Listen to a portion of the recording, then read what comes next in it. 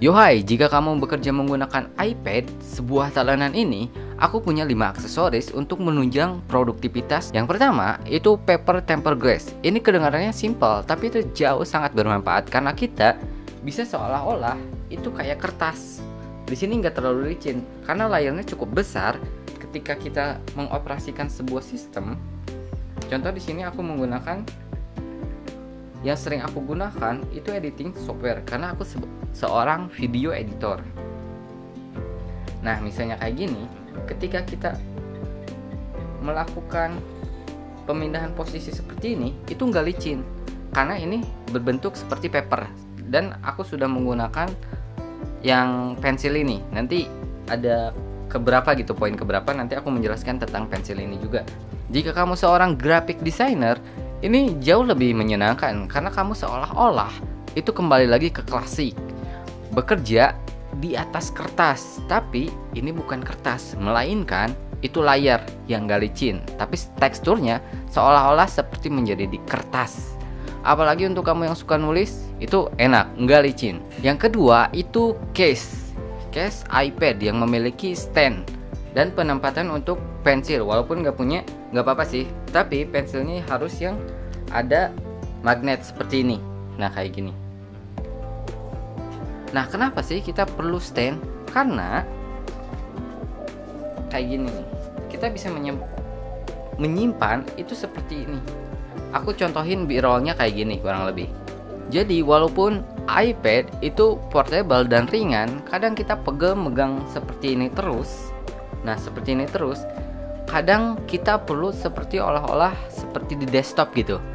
Misalnya di cafe kan kita kalau berjam-jam megang kayak gini itu lumayan pegel karena ini ukurannya berat juga, nggak berat, besar dan cukup berat sih kalau lama-lama gitu. Tapi dengan adanya stand, kita bisa kayak laptop gitu dengan tambahan aksesoris beberapa yang nanti aku sebut ya. 3. Nah, di sini aku punya aksesoris sebuah keyboard dari Logitech, tipenya K380 kalau nggak salah. Nah, kenapa ini? Karena pertama ukurannya itu cuman 60% dari keyboard biasa, jadi kecil gitu. Kemudian ini ada untuk koneksi Bluetooth 3 device, 1, 2, 3. Dan ini itu nggak berisik. Aku matiin dulu ini karena nyambung ke laptop. Nah, kamu bisa dengar suaranya.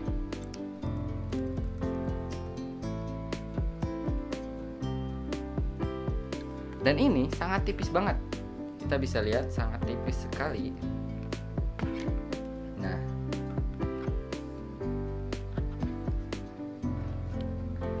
jadi tidak menghilangkan esensial sebuah mobilitas menggunakan iPad. Karena kan kita menggunakan iPad itu biar mobilitasnya tinggi, dan ini itu ukurannya kita bandingkan. Nah, sekecil ini. Dan ini sangat ringan banget. Enggak ringan sih, lumayan berisi dan berbobot gitu. Aksesoris keempat, di sini aku punya mouse dari Logitech juga, MX Master 3. Nah, kenapa aku menggunakan ini? Sebenarnya nggak harus ini, ada yang di bawahnya MX Master Anywhere. Ini ukurannya lebih kecil dibanding ini, tapi fungsi dan speknya hampir sama. Nah, kenapa sih aku menggunakan seri ini? Ini sebenarnya nggak harus ini karena lumayan cukup mahal. Ini harganya di atas 1,5. Ini harganya 1,5 juta kalau nggak salah. Ya lumayan sih untuk sebuah mouse aja. Tapi karena untuk menunjang produktivitas akhirnya dibeli gitu ya. Gak apa-apa. Nah, pertama ini tuh bisa connect 3 device. Jadi misalnya kita dari laptop pindah ke tab, terus pindah ke iPhone, itu sangat gampang. Cukup diklik di sini ada 3. Nah, 1, 2, 3. Sama kayak tadi keyboard kan, bisa connect 3 device. Nah, kelebihan ini itu bisa dimanapun, misalnya di permukaan kaca, plastik, pasir mungkin, itu bisa. Ini bisa, karena ya adiknya aja yang Anywhere, namanya juga MX Master Anywhere, dimanapun itu bisa kita gunain. Cuman ya sayang lebar ini nih. Kalau aku mending bawa mousepad sekalipun. Ya yang murah aja nggak apa-apa. Yang penting biar si tekstur ininya nggak baret-baret, rusak-rusak gitu. Karena kan lumayan ya, bukan harga yang murah untuk sebuah mouse gitu. Jadi kita awet-awet. Oke, sekarang kita masuk ke aksesoris yang terakhir, yang kelima nih, stylus pen. Ini bukan Apple Pencil generasi 1 atau 2, bukan, karena harganya ya gila mahal, 2 jutaan untuk sebuah pensil. Sebenarnya ini pun pensil termahal yang pernah aku beli. Ini kurang lebih di bawah 500 sih. Aku lupa pastinya berapa, tapi kalau nggak salah itu pokoknya di bawah 500. Ini ada beberapa generasi. Kalau nggak salah ini generasi ke 10 gitu, kalau nggak salah ya 10. Ini bedanya sama yang generasi yang atasnya itu cuma di casannya aja sama palm rejection. Jadi ketika palm rejection tuh ketika kita ngegambar, misalnya seperti ini ngegambar, nah si tangan kita ini punya sensor biar nggak gerak.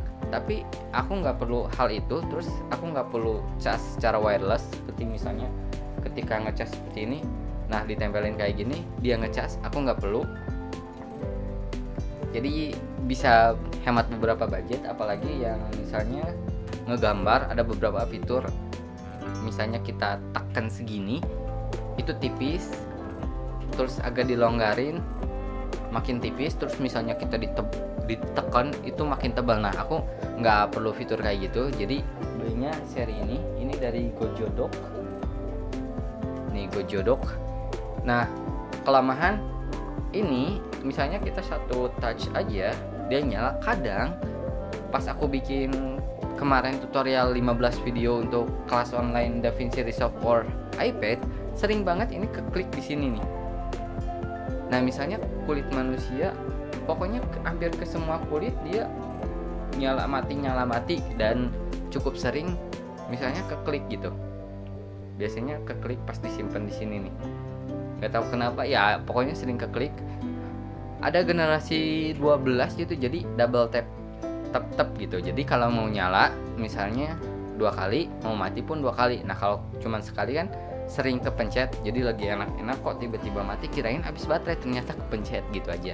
Nah kurang lebih itulah 5 aksesoris iPad yang aku gunain. Semoga video ini bermanfaat dan menjadikan referensi untuk kalian yang mau pindah atau bekerja menggunakan iPad seperti aku. Aku juga ini baru beberapa bulan, tapi merasa nyaman karena bisa bekerja dimanapun, secara mobilitasnya cukup tinggi. Oke, aku akhiri video kali ini. Aku Nopal pamit. Salam orang kreatif.